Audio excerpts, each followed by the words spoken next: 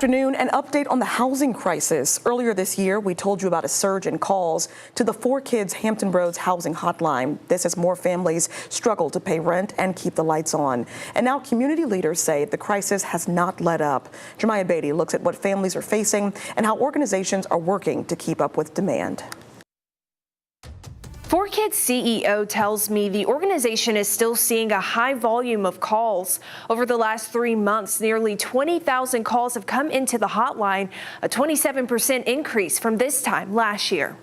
You know, these are working people that still can't pay the bills. So all of us have to come together and really support. And those calls are not tapering off. Thaler McCormick, CEO of ForKids, says data from the housing crisis hotline shows nearly 20,000 calls from Hampton Roads families to the crisis hotline. When 13 News Now spoke with leaders about the hotline earlier this year, it had received about 1,800 calls in just the first 2 weeks of January. McCormick says that continued demand is concerning. What's worrying me is that last year we started to see a small dip of the people calling us that were homeless. McCormick says her team has started to see small wage increases, but says the cost of living is still outpacing many families. When we have rent assistance requests skyrocketing, very quickly that is now going to move into homelessness assistance.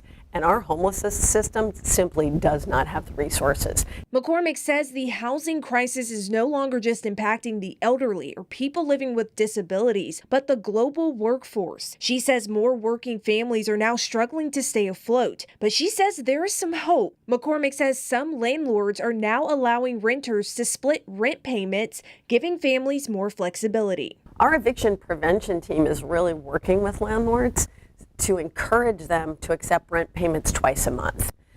So that can really help. So there's a lot of little ways that everybody can be a part of the solution. In Chesapeake, Jemiah Beatty, 13 News Now.